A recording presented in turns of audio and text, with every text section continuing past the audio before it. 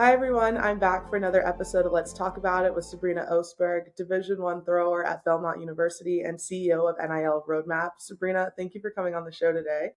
Thank you so much for having me. You are killing it in the NIL space, and honestly, I look up to you in a lot of ways. Always on LinkedIn, you're always on TikTok, you're always on Instagram. How did you get started in NIL? Thank you so much. First of all, you're making me smile like ear to ear. But NIL really started for me in high school. And it's really weird to say because most people it doesn't start that way. I was a quadruple sport athlete in high school. I was doing all these different sports from CrossFit to Olympic weightlifting to Spartan racing. And I dabbled in track and field, which is funny because that's what I do now. But I realized something very quickly when I started competing in all these different sports. And that's what it's that traveling is very expensive. And so I went to my local nutrition factory, their supplement store, and I was like, hey, can y'all sponsor me? And they're like, yeah, like, we'll love that. And so they sponsored me for the Tennessee State Championship in 2022. And that really was my first NIL deal and entrance into NIL when I realized there's so much opportunity here. And the whole reason I was allowed to do that was because Olympic weightlifting is not an NCAA regulated sport. I love a unique idea. You killed that. Like, that is awesome, especially as a high school athlete. I counted it up, almost 80,000 combined followers between Instagram and TikTok. Is that correct? Yes, thank you.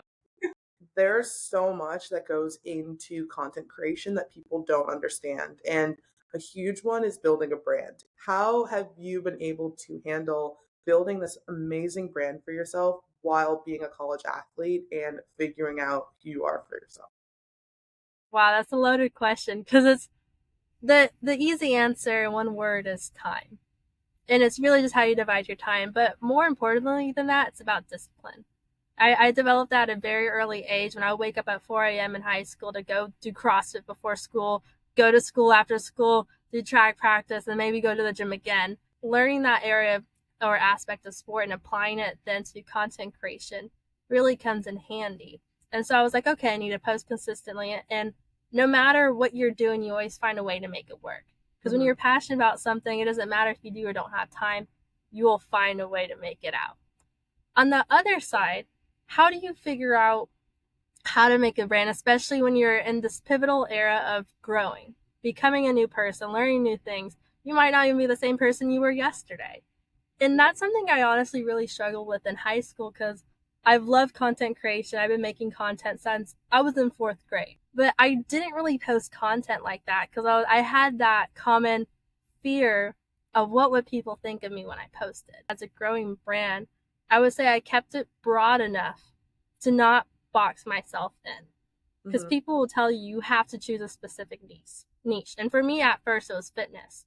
But then behind what your niche is also your intentions for your account and Hmm. why you're making your content. For me, I wanted to document my fitness journey.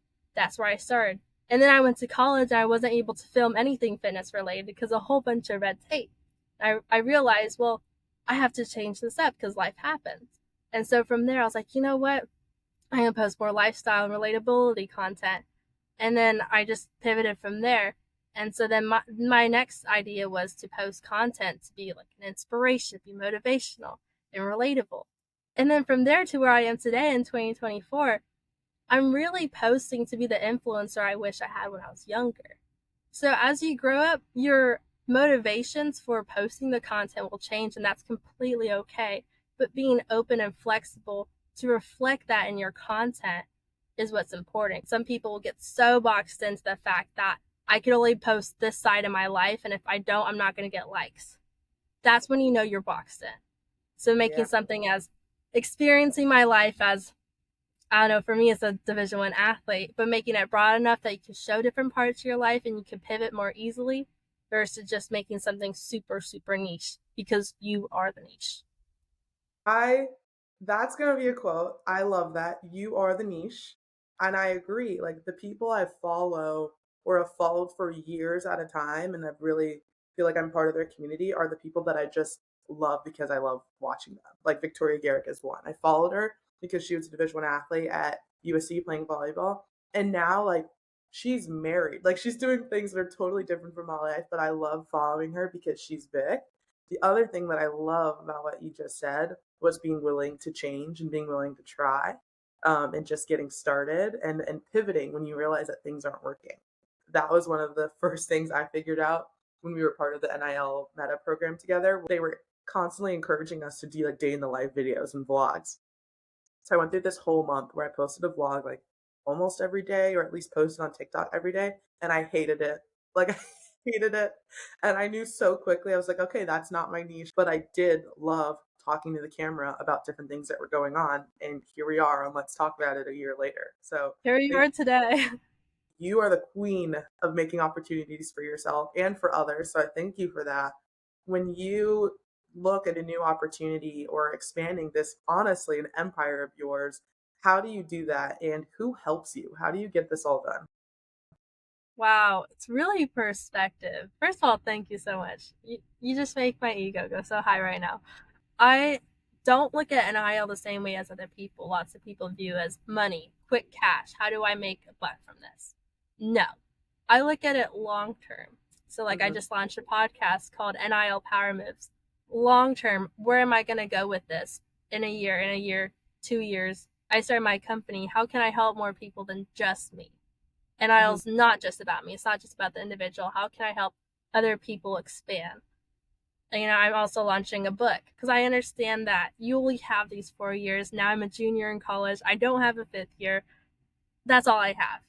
So, how do I make the most of what I have now, but being smart enough to expand it beyond that? So, it's not just the 4 years. It's like, okay, 4 years plus that Hmm. continue to benefit from this. Yeah, I love that. And then, I mean, how many hours do you have in a day? Do you have more hours than the rest of us? Like, how do you get this all done? I don't. I really just wake up early. Yeah. I Dude, I wake up like probably a typical day for me looks like I wake up at 4 a.m. I straight to work. I love waking up early, by the way. And if you ask like what time I go to bed, probably 9, 10 p.m. Like a decent time. The side of it of being able to say I'm up before other people, there's this mindset behind it where it's like, okay, not that I'm better than you, but I'm actually doing things. I'm not just sleeping in. I'm not just content. I'm hungry. So Hmm. I'm getting my work done in the morning at 7, 8 a.m. I have my morning routine. I'm a really big routine person. So I get my breakfast. I have my favorite documentary on. I'm listening to maybe a podcast or an audiobook, heavy on audiobooks right now. The day, I wouldn't say I have more time than other people. I would say I'm very picky about how I spend my time. And a part of NIL that people don't talk about is that you do have to sacrifice stuff. I don't always get to go hang out with friends because I'm like, no, I have to post this content because this is what's paying my bills right now. Hmm. It's true. When it comes to NIL, I always say that you have to think, do I want free stuff or am I building a career? And there's nothing wrong with either choice. But there is a difference in how people approach NIL. For people who are looking to build a career out of NIL, like you are, what is your biggest piece of advice? Look at it from a long term perspective. And the reason I say that is because I hear your question. I'm like, man, how do you get the best of both worlds? Is what Hmm. I think. And you can. You can still get free stuff and you can make a career out of yourself. There's this book called Who Not How. Hmm. And the premise of this book talks about it's not about how can I do all this stuff? How can I figure out how can I do this? That's just your time. You only have 24 hours in a day. Who do you know that can help you? Hmm. How do you establish a team around you? Who do you know that already knows that skill that you don't know how to do? You don't know how to edit content? Find someone who knows how to make content. Ask them for help. Maybe it's another athlete creator. They could give you tips, advice, all that. Maybe you need a video editor because it's your time really is that precious.